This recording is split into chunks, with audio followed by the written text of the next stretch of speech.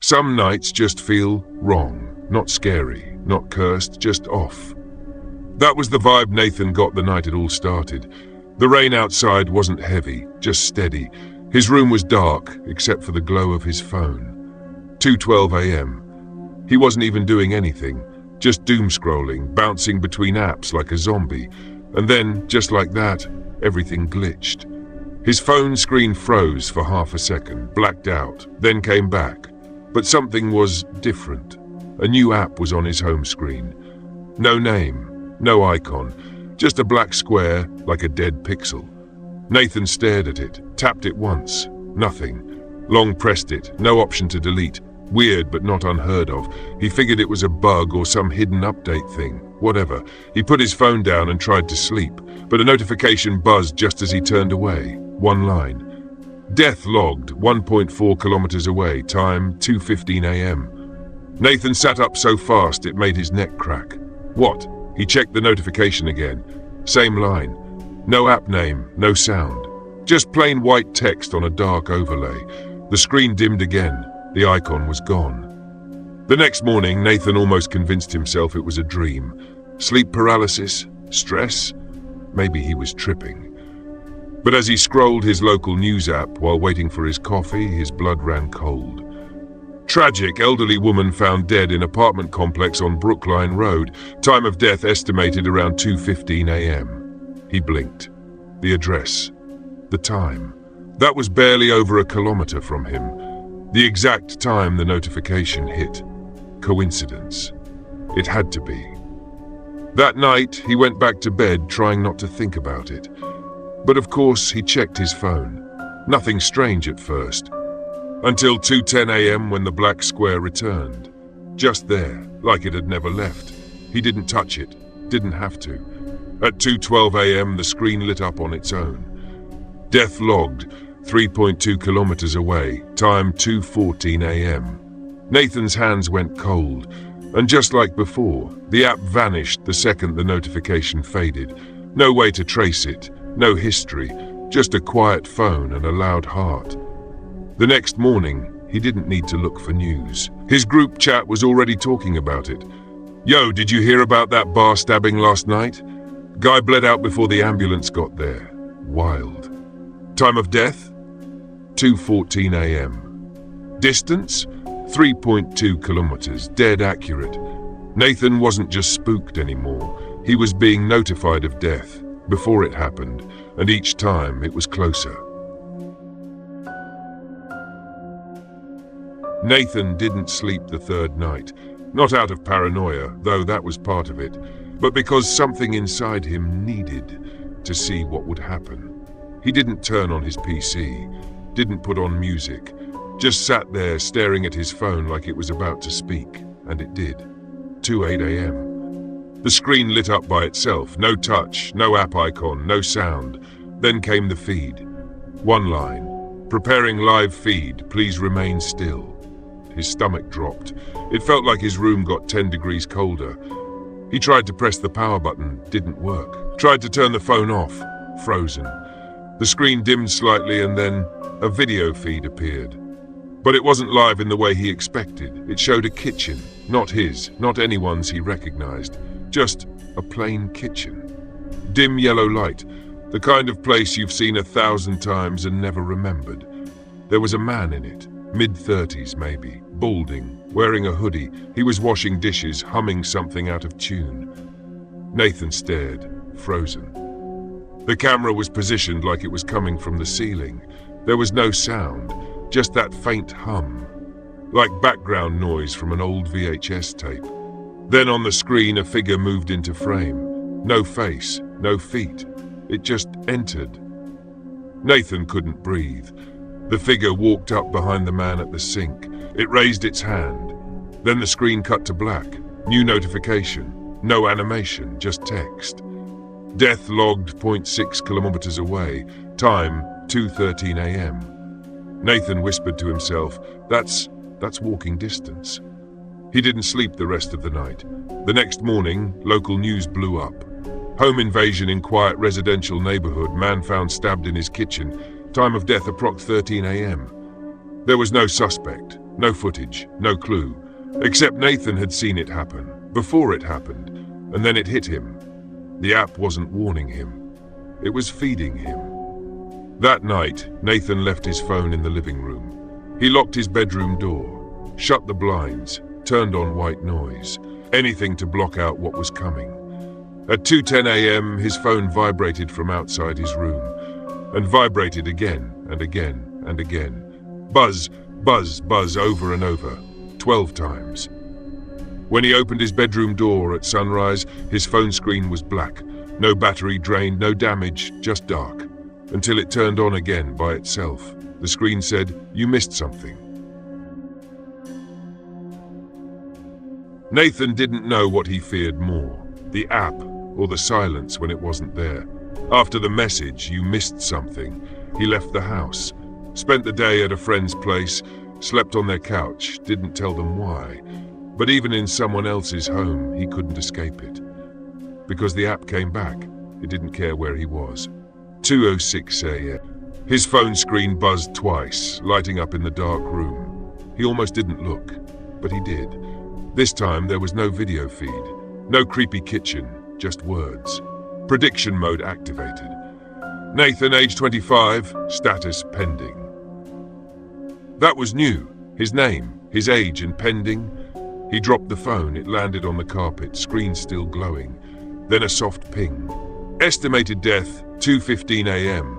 Location, local, unconfirmed. He froze. No way this was real. Then the countdown started. 10 minutes. Nathan ran, not metaphorically, literally, out the door, into the street. Pajamas, no shoes, didn't care. Every house looked hostile. Every dark window felt like it was watching him. His legs were shaking, his breath was shallow. But he ran. He ended up at a gas station down the block. Bright lights, security cameras, people, safe. Kind of. He stared at the time on his phone, 2:14 a.m.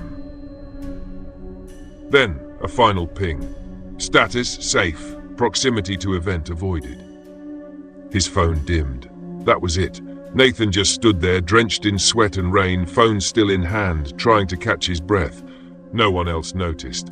The cashier didn't even glance his way, but someone had died. He found out later a man had collapsed and died of sudden cardiac arrest just a few blocks from Nathan's house. No foul play, no warning. Time of death, 2:15 a.m. That night, Nathan learned something horrifying. The app wasn't just showing death anymore. It was trying to calculate his. Nathan had always skipped terms of service. Didn't matter what the app was. Nobody reads those walls of text. But now, with this app, there was no skipping. The next night, his phone vibrated exactly once. No video feed, no countdown, just a solid black screen with one line, "Tap to accept terms of service." He didn't touch it, so it flashed again. "Declining will result in permanent loss of visibility." That phrase made his chest tighten. What did it mean? Visibility of what? Of death? Of himself? His thumb hovered over the screen for 5 full minutes. Then, stupidly, he tapped it. The screen filled with text, more than anyone could ever read. Line after line of jargon, legalese, warnings, and redacted names.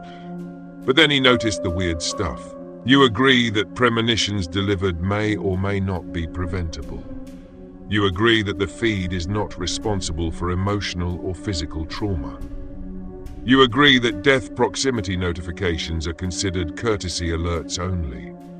You agree not to discuss the feed with anyone in person.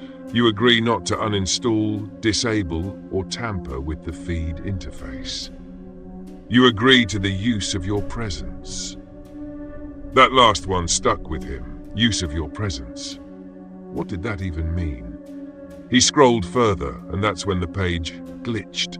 The screen froze, turned red, then flashed, "Acceptance logged. Thank you for watching," and the screen went black. After that, Nathan stopped receiving normal notifications. Now they were cryptic. Witness proximity, 28 meters. Recording in progress. Background data being compiled. The app was doing more than showing death. It was studying him. And worse, people around him started acting weird.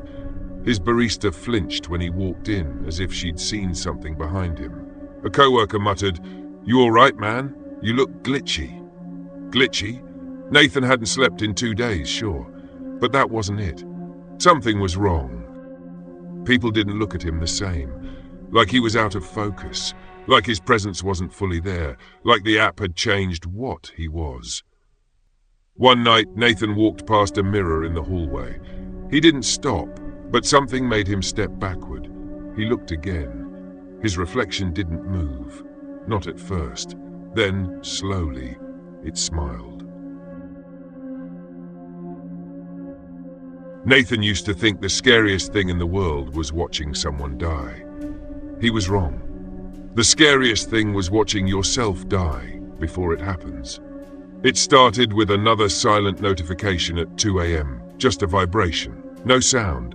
He was lying in bed, phone on his chest, blanket pulled to his chin. He didn't want to look, but of course he did. Now showing final moments. That was all it said, and then the feed began.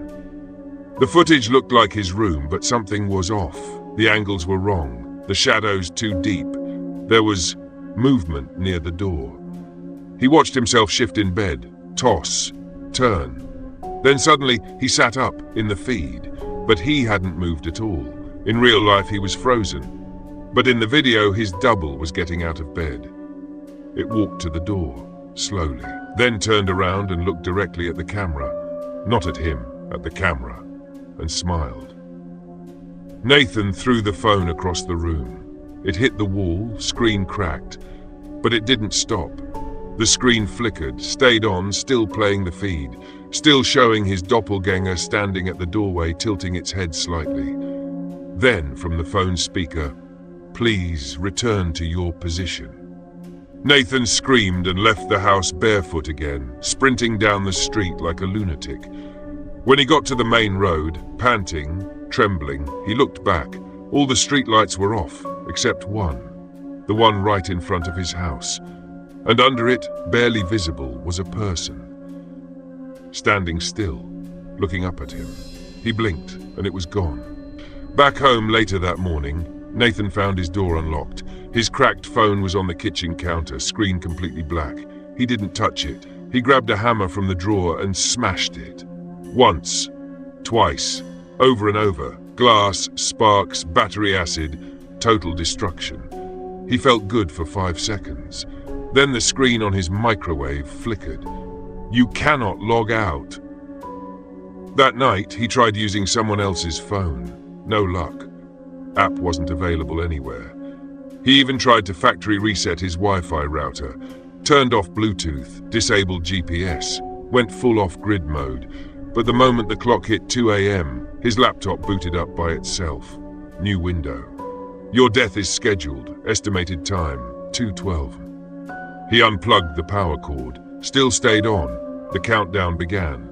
10:23, 10:22. The screen showed a shadow moving toward the window behind him. Nathan turned slowly. Nothing. He turned back. The figure on the screen was closer now, inches from the glass, and its face looked like his, but rotten. He ran to the window and yanked the blinds. Nothing, just cold air. But when he turned again, his reflection in the screen was smiling and bleeding. Nathan hadn't slept in 3 days.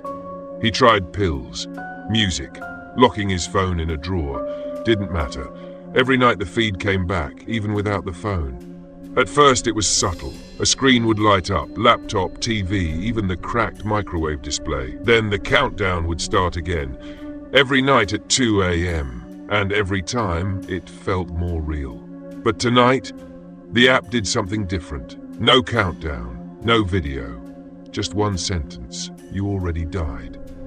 Nathan stared at the message. "You already died." What did that mean? Was it a joke, a glitch, a threat?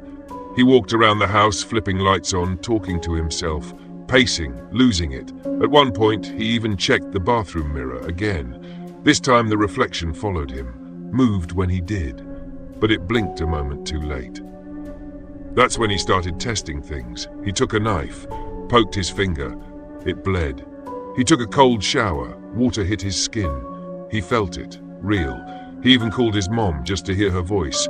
She picked up, hello, but her voice echoed weirdly, like it wasn't connected to her. He asked her a random question. Mom, what did I wear to prom? Silence. Then the line buzzed and she said flatly, you already died. Then the call dropped. Nathan started crying. Something inside him broke. He looked around the room like he was in a dream or someone else's memory. That's when he noticed something new. The windows didn't show outside. They showed black. No moon, no streetlight, no movement, just darkness. Like the house wasn't in the world anymore. He walked up to the front door, unlocked it, opened it slowly, and behind the door was another door. Same design, same handle, like a copy. He opened that one too. And behind that was the same hallway, his hallway. He slammed the door shut, backed away, tried his phone again, no signal, no Wi-Fi. Just a full-screen message, welcome back, false alarm, your actual death is rescheduled. Next attempt soon. No date, no time, just soon. Then his phone screen flashed a selfie of him, taken from above, but he hadn't taken it, and he wasn't holding the phone. He was in the photo, but the angle was wrong, like the shot came from the ceiling. He deleted the photo, it reappeared. He smashed the phone, it rebooted. He pulled out his SIM card, didn't matter, the app wasn't on the phone anymore. It was in the house, maybe in him. Nathan stopped trusting mirrors. Ever since that moment, his reflection smiled on its own, too early, too long. He avoided them, covered them with towels, blankets, even duct-taped cardboard over the bathroom mirror. But one night around 2 a.m., something knocked, not at the door, not at a window, at the mirror. He froze in bed. The knock came again, soft, hollow, from the bathroom. He stepped in slowly, heart pounding, pulled the duct tape, peeled back the towel. Fog covered the glass, but on it a message written in the steam, don't turn around. He didn't want to look behind him, but his body moved anyway. Slow, shaky, nothing was there. He turned back to the mirror, and now the message had changed. We see through you now. That's when it began showing other people. The app, the feed. Instead of playing deaths like before, it began showing strangers. People walking, sitting in cars, sleeping, sometimes even smiling. But every feed had the same issue. The camera angle. It was from Nathan's point of view. It was showing what he had seen earlier. Like it had tapped into his memory, recorded everything. Worse, sometimes it showed people he'd never seen before. But it was still in first person, which meant he was seeing through someone else's eyes. One of the feeds showed a girl sitting at a cafe, reading. He didn't know her, but as he watched, she looked up, straight at the camera, and said out loud, Nathan? He dropped the phone. It rang. Unknown caller. He answered, voice trembling. All he heard was breathing. Then, get out of the mirror. Click. Later that night, he passed a hallway mirror. He didn't stop, but his reflection did, and stared at him, tilted its head, raised one hand slowly and pressed it against the glass. Nathan kept walking, but the reflection smiled. That's when Nathan realized something horrifying. He hadn't seen his reflection blink in days. It was back, the app, the feed, but this time, no warning, no countdown. It started playing on its own in the middle of the day, on his TV, while he was eating cereal, no volume, just the video. It was him, Nathan, lying on the floor of his bedroom, blood leaking from his mouth, eyes wide, frozen. At first he thought it was a video from earlier, a glitch, but he hadn't died, right? He grabbed the remote, tried to pause, rewind, turn off the TV. Nothing worked. Then the video looped, started over, same moment, same death. Except on the second loop, he blinked. Each time it played, the death changed slightly. Sometimes he gasped at the last second. Sometimes he smiled. Other times his body twitched and glitched like corrupted footage. And one version stood up, slowly, looked directly into the camera, and whispered something. Nathan turned the volume up, replayed the moment, rewound it 5 times, and on the 6th, a voice, his own, whispering, "Let me in."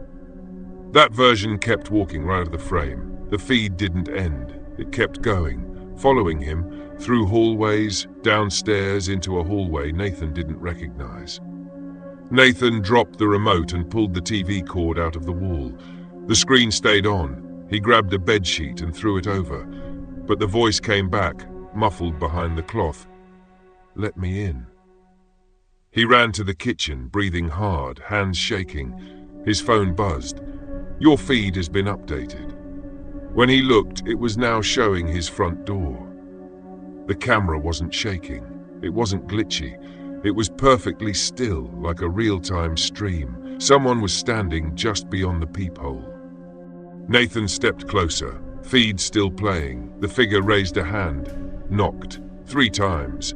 Then, a whisper, "I've died hundreds of times, Nathan. Now it's your turn." He ran to the door, deadbolt still locked, peered through the hole. No one there. He turned back toward the screen, and the figure was inside the house now, standing at the bottom of the stairs. The feed lagged for a second, and when it resumed, the figure was halfway up. Another glitch. Then he was at the top. Another glitch, standing right behind Nathan. He spun around, fists up, empty air. He was alone, but his phone chimed one last time, loop saved. Next variation, coming soon. Nathan realized something. Every death he saw in the feed wasn't just a warning. It was a version of him from another reality, and one by one, they were starting to bleed into this one. Nathan used to hate being online too much. Now, he hated being offline even more, because that's when the feed got loud. The screen would blink to life with no warning, no sound, just visuals. First his bedroom, then his reflection, then a phone screen showing your room. But he didn't know you, didn't recognize the posters, the furniture, the cracks in the wall, and yet somehow he remembered being there, like a dream. The line between his life and others had started to break, and worse, his phone stopped showing his name in messages. Now it read, "Offline forever, you." One night he tried messaging an old friend, just to hear a voice, anchor himself, no reply. Instead, a notification pinged back from the same number. This user was last seen 4 minutes before death. Nathan's breath hitched. He called anyway. Ringtone rang once, twice, then connected. A whisper on the line, "You're not Nathan anymore." He threw the phone. It didn't break. The screen lit up again, but now it showed a security cam view. From inside his room, looking at him, streaming live. Underneath it said, "Viewer count 1." He checked the corner of the screen. There was a blinking red dot, a comment section. Only one comment there. He's starting to notice. Nathan covered the lens, unplugged the router. Didn't matter. The stream stayed on. Then the screen froze on a single frame. Him, sleeping. Timestamp tomorrow, 3:13 a.m. He stared at it for hours. When the real 3:13 a.m. came, he laid in bed, pretending to sleep, and the exact moment hit, his screen turned on by itself, showed the same frame, the same position, same posture, but this time, his eyes opened. He wasn't controlling it anymore. His body was on autopilot, but his mind, he was watching himself like a spectator. Something else had taken over. In the final seconds of the stream, the phone camera panned itself to the side, showing his reflection in the mirror on the wall. But in the reflection, Nathan wasn't lying down anymore. He was standing upright, facing the screen, smiling. Then the app sent one final notification. "Thank you for broadcasting. Offline status achieved. Syncing now." He grabbed the phone, screaming, trying to delete the app, factory reset, anything. Didn't work, because the app was no longer on the phone. It was now inside every screen he looked at, every mirror, every piece of glass that could reflect a face, and in all of them, the Nathan staring back wasn't him anymore. Nathan tried to reach out again. Old friends, family, anyone who might remember him. He sent texts, emails, voicemails, no replies, so he made the calls, one by one. And this time, people answered. But none of them recognized his voice. Who is this? You have the wrong number. Sorry, don't know Nathan. It was worse than being ignored. He was being scrubbed. Like the app was erasing him, not just from the feed, but from reality itself. He checked old photos, old videos, school certificates, messages, and he was gone from all of them, even the stuff he'd printed and kept, even a selfie he took that same morning. He stood in front of the mirror again, took a photo. Nothing appeared. Just the room, the background, no reflection, no body. Just a frame without a subject. The app didn't show him anymore either. No more deaths, no more feeds. Just static. And one screen, you are now offline. Ghost data stored. And yet he kept hearing things. In the hum of his laptop fan, the fridge motor, the flicker of streetlights outside, it was like whispering. Low, digital, garbled, like code spoken in tongues. He recorded it, played it back, ran it through audio filters. At 0.5x speed, a voice whispered, "You were never online." Then one day, a total stranger knocked on his door. A girl, maybe in her 20s. Nervous, holding her phone up like a shield. "Sorry to bother you," she said. "I think my feed led me here." Nathan blinked. "Your feed?" She nodded, then turned her phone screen toward him. "That's you, right?" Nathan looked at the screen. It was him, except it wasn't a recording. He was blinking, mouth twitching, breathing. It was live, but he wasn't in that hallway. Not yet. "I keep getting this same location," the girl said. "I thought it was fake, then I saw you move." Nathan swallowed. "What happens next?" She hesitated, then tapped the video. It started playing again. He watched himself turn, open a door, and behind it, a room he'd never seen before, full of screens, mirrors, and dozens of versions of himself, all watching, all still, except for one. That one looked at the camera and said, "She brought you here." Nathan turned back to the girl, but so was the hallway. So was the door. He stood in a space he didn't recognize anymore. The room from the feed, and all the reflections, they were blinking in sync, mouthing something silent, until they all whispered together, perfectly timed, "You were always just a feed." Nathan tried leaving his apartment. No feeds, no phones, no tech, just fresh air and real streets. Except the streets weren't real anymore. The world looked familiar but felt wrong. Like the edges of things were too smooth. People moved like they were being rendered. Backgrounds glitched when he turned too fast. He walked past a cafe and saw himself inside, sitting at a table, alone. But that version of him didn't move, didn't blink, didn't breathe. It was a paused feed, disguised as reality.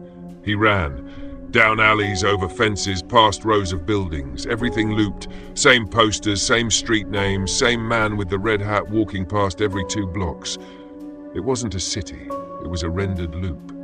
And then it all glitched. The sky blinked off, the clouds froze, and a huge message appeared across the skyline like a billboard. "No signal," he screamed. Punched the wall. The concrete felt like plastic. Then the ground beneath him flickered, and the world reset. Like a game. When he came to, he was back in his bedroom, except it wasn't his anymore. The posters were wrong, the furniture was slightly off, and a new phone sat on his desk. He picked it up. It had one app. The symbol was a cracked eye. The name? Nathan.live. He tapped it. The feed loaded instantly. It showed him, but from a corner of the ceiling, like a mounted security cam. He looked up. Nothing there. The app had one button, End Broadcast. His finger hovered over it. Sweat ran down his cheek. His heart said yes. His gut said don't. He pressed it. The screen flashed white, then black. Then a final message appeared. Feed disconnected. You will now continue offline. And that was when the walls around him turned to mirrors. Every surface, every corner, all reflecting him. Except one reflection didn't copy him. It stared straight back, tilted its head, then spoke, not through his ears, but directly into his brain. You never logged on, Nathan. We streamed you from the start. He screamed and ran headfirst into one of the mirrors. It shattered. And behind it, another version of his bedroom, another reflection, another feed.